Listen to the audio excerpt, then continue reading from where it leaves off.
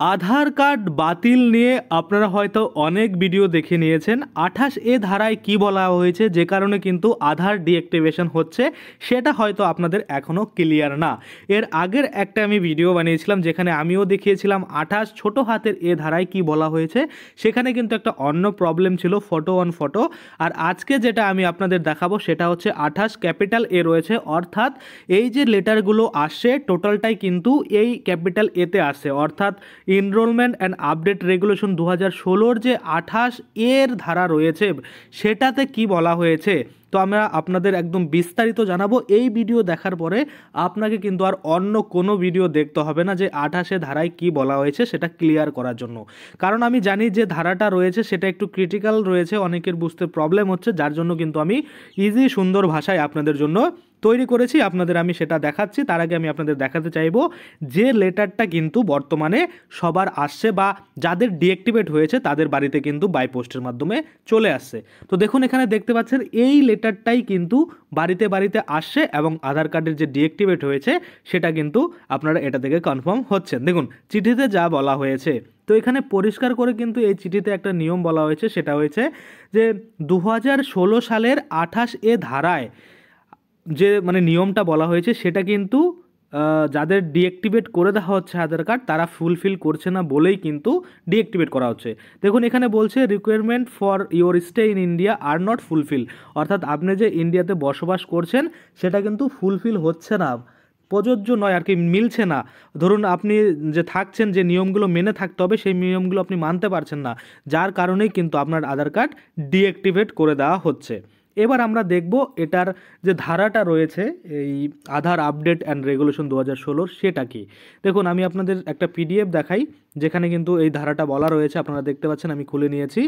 এখানে বলা রয়েছে the Aadhaar enrolment and update regulation 2016, যেটা কিন্তু লেটেস্ট যেটা আপডেট রয়েছে সেটা হচ্ছে 23/10/2023। এবার এটা একটা 39 পেজের পিডিএফ রয়েছে, এখান থেকে কিন্তু আপনাদের খুঁজে বের করতে হবে 28 নাম্বার 28A ধারা। আমরা যদি যাই নিচের দিকে তাহলে কিন্তু আমরা দেখতে পাবো এখানে কিন্তু সবগুলো অ্যাভেলেবেল রয়েছে। যেরকম 28 আমি আপনাদের দেখাই, এই যে দেখুন 28 এখানে আপনারা দেখতে পাচ্ছেন এখানে কিন্তু চলে আসছে।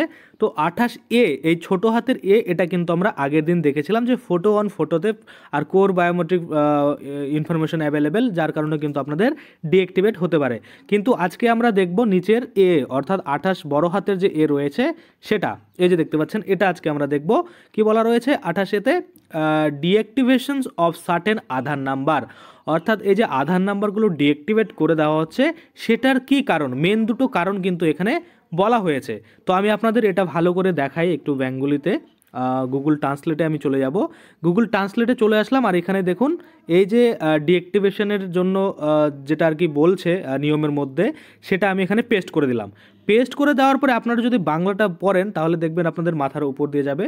আবার যদি কি বলবো বুঝতে পারেন তো ভালো, আমি তো বুঝতে পারিনি গুগল ট্রান্সলেট করে, আমি নিজের ভাষায় আমি নিজে বুঝেছি, আমি আপনাদের একটু দেখাতে চাই এটা, তারপর আমি আমার বাংলাটা আপনাদের দেখাচ্ছি। দেখুন এখানে কি বলছে যে কিছু আধার নম্বর নিষ্ক্রিয়করণ রেগুলেশন 2028 রয়েছে একজন বিদেশি নাগরিকের ক্ষেত্রে যিনি তালিকাভুক্তি চাইছেন বা একজন আধার নাম্বার ধারক আধার নম্বর নিষ্ক্রিয় হতে পারে। ক নম্বর দিয়ে বলছে ভারতে থাকার জন্য তাদের যে ভিসার বৈধতা মেয়াদ শেষ হওয়ার পরে বা যেখানে কর্তৃপক্ষ সন্তুষ্ট নয় যে এই ধরনের বিদেশি নাগরিক বা তা পূরণ করে না, পাসপোর্টের অধীনে ভারতে প্রবেশ বা থাকার জন্য প্রয়োজনীয়তা আইন 1920 এর 34 অধীনে প্রণীত বিধি এবং নির্দেশিকা জারি স্বরাষ্ট্র মন্ত্রণালয়ের সময়ে সময়ে এ বিষয়ে। তো একটু আগোছালো রয়েছে, একটু হালকা পাতলা কেমন যেন রয়েছে। তো আমি আপনাদের এটাকে ক্লিয়ার করার জন্য আমি হাতে লিখে দিয়েছি, আমি আপনাদের দেখাই গ্যালারিতে গিয়ে। এই যে দেখুন এই যে ইংলিশটা, এটার বেঙ্গলি আমি এখানে এটা করেছি। তো এবার আমি আপনাদের পড়ে শোনাচ্ছি, এবার কিন্তু আপনাদের আবার ক্লিয়ার হয়ে যাবে। দেখুন গুগলে তো আর সব ঠিকঠাক আসে না, তো সেক্ষেত্রে আপনি পড়ে যেটা নিজেরা বুঝতে পারছেন সেটাই কিন্তু বুঝবেন। দেখুন এখানে কি বলছে, কিছু আধার নাম্বার ডিঅ্যাক্টিভেট করা হবে। পরিষ্কার কিছু আধার নাম্বার ডিঅ্যাক্টিভেট করা হবে। কেন করা হবে? দেখুন 28 নম্বর যে নিয়ম অনুযায়ী যে সমস্ত বিদেশিরা আধার এনরোলমেন্ট বা আধার নাম্বার ডিঅ্যাক্টিভেট করা হবে যে কারণগুলির জন্য, অর্থাৎ যে বিদেশিরা রয়েছে তাদের যে এনরোলমেন্ট ক্যান্সেল করে দেওয়া হবে বা বাতিল করে দেওয়া হবে বা আধার নাম্বার যে ডিঅ্যাক্টিভেট করে দেবে তার কিন্তু এই কারণগুলির জন্য করে দিবে। তো কী কারণগুলো আমরা এবার দেখি। 1 নম্বর কারণ বলছে যাদের ইন্ডিয়াতে থাকার ভিসা এক্সপায়ারি হয়ে গেছে, এটা একটা কারণ। এবার আমি আপনাদের দ্বিতীয়টা দেখাই, সেটা হচ্ছে অ্যাক্ট 1920 34 নম্বর অনুযায়ী বা 34 নম্বর ধারা অনুযায়ী মিনিস্ট্রি অফ হোম অ্যাফেয়ার্স এর কর্তারা যারা স্যাটিসফাই নয় যে বিদেশিরা যে এখানে রয়েছে তাদের থাকার জন্য বা ঢোকার জন্য যে সমস্ত নিয়ম মানা দরকার বা ফুলফিল করা দরকার সেটা কিন্তু তারা টাইম টু টাইম করছে না। তো যার জন্যই কিন্তু আপনাদের এই ডিঅ্যাক্টিভেটগুলো হচ্ছে। এবার কত ক্লিয়ার ইজি মনে হলো। এবার আমি আপনাদের বলি, এই যে এই নিয়মগুলো মানে করা হচ্ছে বা এটা কিন্তু আগে থেকেই করা ছিল, আপনারা জানেন 16 সালের নিয়ম। এবার এখানে অনেকেই রয়েছে যারা কিন্তু লং টার্ম ভিসাতে ছিল এবং এখান থেকে মানে থাকার পরেই কিন্তু তাদের কি হয়েছে যে এখানকার বাসিন্দার জন্য আবেদন করেছে সিটিজেনশিপের জন্য। করার পরে দেখা গেছে কি হয়েছে, তার কিন্তু ভিসার এক্সপায়ারি তখন হয়নি, মানে যখন আবেদন করতে চেয়েছে। এবার কিন্তু এখন আবেদন করার পরে দেখা যাচ্ছে নাগরিকত্ব পেয়েছে, মানে আধার কার্ড বানাতে পেরেছে, কিন্তু আধার কার্ড দিয়ে তো নাগরিকত্ব প্রমাণ হচ্ছে না, কারণ আধার কার্ডে কিন্তু পরিষ্কারভাবে লেখা থাকে যে আধার কার্ড কিন্তু কোনো রকম নাগরিকত্ব প্রমাণের জন্য নয়, বা আধার কার্ড দিয়ে কিন্তু এখন ডেট অফ বার্থ প্রুভও করা যাচ্ছে না। তো সেক্ষেত্রে তাদের যখন ভিসা এক্সপায়ারি হয়ে গেল তখন কি হলো, তারা কিন্তু এই যে আধার কার্ড পেয়েছিল সেটা কিন্তু ডিঅ্যাক্টিভেট হয়ে গেল। আর এগুলো অটোমেটিকলি সিস্টেম অনুযায়ী আপনারা দেখতে পাবেন যে 10 বছর হয়ে গেলে আপনাদের আপডেট করার যে একটা নোটিফিকেশন সেটা চলে আসে। তো এগুলো সিস্টেমে ডিটেক্ট করেই কিন্তু এগুলো করা হচ্ছে। তো এবার আমি আপনাদের বলি, যাদের এরকম হয়েছে মানে ধরুন বাইরে থেকে এসেছিলেন তাদের কিন্তু এটা হচ্ছে।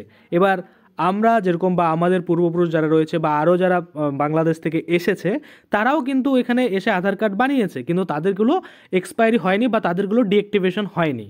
এবার কথা হচ্ছে তাহলে মানে এদের কেন হচ্ছে। তো এবার এদের যে এই যে 28A ধারাতে তাদের নিয়মের যে মান্যতা সেটা কিন্তু করতে পারছে না, অর্থাৎ 28A ধারার যে নিয়ম 2016 সালের সেটা কিন্তু তারা মানতে পারছে না। আর মেন দুটো কারণ আমি আপনাদের কিন্তু উল্লেখ করে দিলাম, যেটা আপনারা দেখলেন যে এই মেন দুটো কারণের জন্যই কিন্তু আপনাদের ডিঅ্যাক্টিভেশন হয়ে যাচ্ছে। এই দুটো কারণ আপনাদের মেনলি, যার কারণে কিন্তু আপনারা দেখছেন যে আপনাদের আধার কার্ড ডিঅ্যাক্টিভেশন হচ্ছে। এবার এই নিয়মে কিন্তু এটা বলা রয়েছে যে আপনার ডিঅ্যাক্টিভেশন হতে পারে। তো আপনার ডিঅ্যাক্টিভেশন হয়ে গেল এমন নয় যে আপনার অ্যাক্টিভেশন হবে না, অবশ্যই অ্যাক্টিভেশন হবে। দেখুন পরক্ষণেই কিন্তু নিজে বলেছে যে লাস্টের দিকে যদি আমরা দেখি এখানে যে রিজনাল অফিসগুলো বলেছে, সেই রিজনাল অফিসগুলোতে গেলে তারা নিজেরা তাদের যে ডকুমেন্টস সেটা আপডেট করালে তাহলে কিন্তু দেখুন maybe access from the website যেটা বলছে এখানে, আমি আপনাদের দেখাই কোথায় এখানেই ছিল, যে এটা কিন্তু চালু হতে পারে, মানে আপনার যে আধার কার্ড সেটা কিন্তু চালু হতে পারে আপনি যখন আপডেট করাতে যাবেন যেখানে আপনার রিজনাল অফিসগুলো বলেছে সেখানে, তারপরে কিন্তু মেবি চালু হয়ে যেতে পারে, এটা কিন্তু এখানে বলা হয়েছে। এবার আমি আপনাদের দেখাতে চাইবো এই যে আধার কার্ডগুলো ডিঅ্যাক্টিভেট হচ্ছে এটা কিন্তু মেনলি যে দুটো কারণ আমি আপনাদের দেখালাম সেটার জন্যই হচ্ছে।